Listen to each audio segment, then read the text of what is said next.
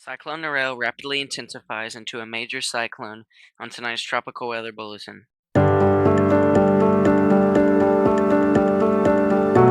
Tropical weather bulletin for March 19th.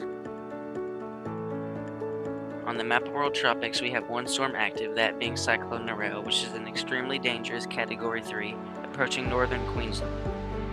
Here's our forecast for Narelle. We currently have it with winds of 125 miles per hour and a pressure of 946 millibars.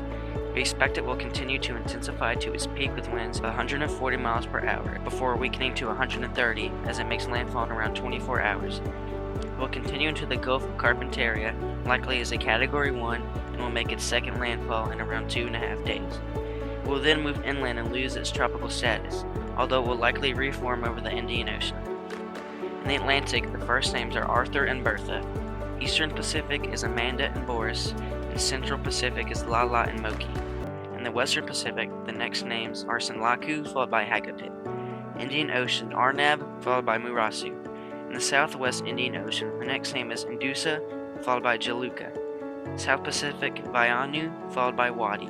In the Australian region, the next name is Orang, followed by Pita.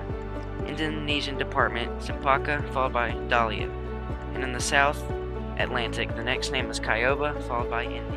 So here we are with the models. We have switched from tropical tidbits. We are now using cyclonic WX from now on. So here is Narelle. This is HAFSA here. You see here this 948 millibar peak along 110 knots. It's 125 miles an hour. So it's about what the intensity we have it at right now. HAFSA seems to be running a little bit behind, actually. This is as of like 9 hours ago. But either way, you see their landfall near peak intensity, or a little bit weaker, weakens over land, and does re-strengthen in the Gulf of Carpentaria there. Makes that landfall and then continues out over the Indian Ocean, doing a little spin there. Okay, they just accidentally leaked a cyclone near New Caledonia down here. Speaking of that, let's look at the other model data. The Atlantic, I assume, they probably have literally nothing. The Atlantic is... Okay, I was about to say, was that a tropical storm I just saw south of Mexico? I do not look at these before I record. I probably should. Eastern Pacific, I assume, probably nothing. Okay. Making sure they're not throwing up anything wacky there in the Central Pacific, because they like to do that sometimes around this time of year. Western Pacific, completely dead. Indian Ocean, here we go.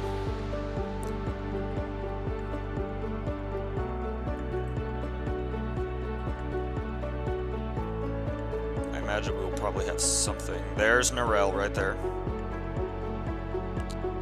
928 millibars. That is a borderline Category 5. It's a high-end Cat 4. And still very high intensity for that latitude. And swings around there along that high-pressure system over Australia. Nothing in the Southwest Indian Ocean, though. That is interesting. It's usually pretty active around this time of year. And Southwest Pacific. Of course, there is Narelle right now. So he takes that straight into northern Queensland, and then right there. This cyclone here, however, 972 millibars, passing just west of New Caledonia. That's probably a high-end Category 1. And continues south. Holds on to decent intensity for a while. But ultimately turns extratropical there. Hits New Zealand. Looks like another tropical storm there. Absolutely very small one. Doesn't last very long. And I don't know what this is down here off the southeastern coast of Australia, but that's interesting. Yep, so that's our current cyclones. Let's look at satellite. Here is Narelle. This is infrared imagery. First of all, you can see currently -90 degree cloud tops in the northern eye wall. You can see this eye doing this very typical motion we see, where it basically just turns into a straight line and starts spinning until it fully clears out. This happens a lot with storms that are rapidly intensifying, and this storm could be well on its way to reaching a very high intensity. Keep in mind, Category 5 cannot be completely ruled out. It absolutely could reach Category 5 strength before landfall. That's unlikely, but it could happen.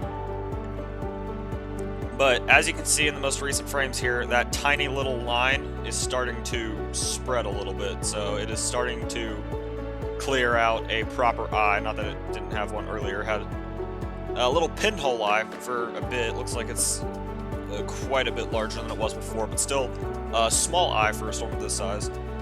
And these rain bands here, you see specifically they're forming on the southeastern side of the storm right here.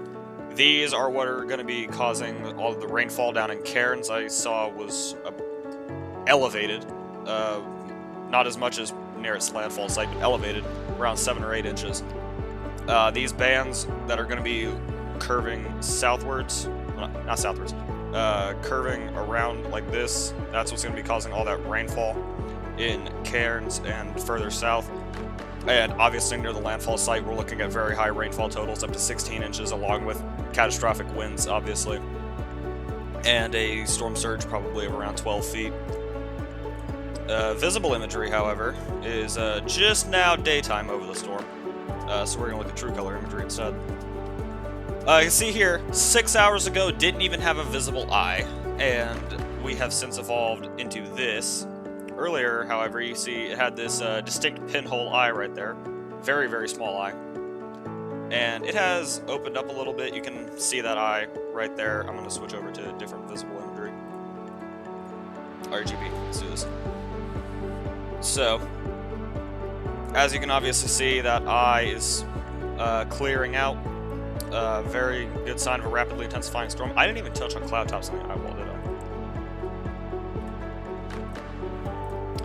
Obviously, very high cloud tops. You can see this looping nature we have. You can see these elevated cloud tops, minus 80 to minus 90 degrees, are starting to loop around the eye. That means the storm is forming a very strong eye wall that is going to continue to loop around the center of the storm.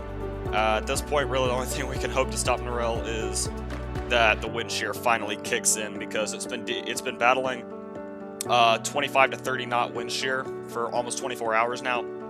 It slowed the intensification initially, but it has not really done much. This storm has just powered through it, obviously fueled by those very high sea surface temperatures to 29, 30 degrees Celsius. And this is going to be, I believe, the strongest storm to strike this area of Queensland. Specifically this area, this very, very far north area of Queensland. I believe it will be the strongest since Mahina, which was 127 years ago.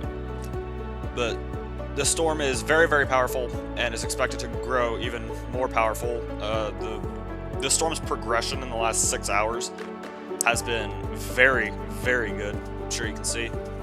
Came from having signs of an eye that was starting to form, but not really anything super well, all the way up to a defined pinhole eye right here that is starting to expand out into a more well-defined eye. You see previously, this pinhole eye here, it is defined, yes, you can see it, but the cloud tops on the southern and southeastern side are not as high as these southwestern and northern sides.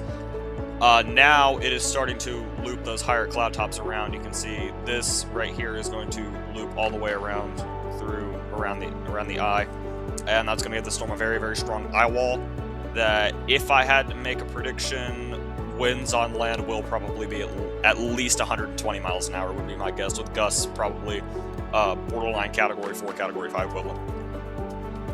Yeah, that's it. That's the only thing active right now. This is a very, very dangerous tropical cyclone, and if there's anyone in Northern Australia watching this, you need to watch this. It's not just this area of Australia, because keep in mind, this storm is also going to affect part of the Northern Territory too, and eventually will end up off the coast of Western Australia. Could become an extremely powerful storm over there as well. But that is it for tonight's Tropical Weather Bulletin. Like, subscribe, and goodbye.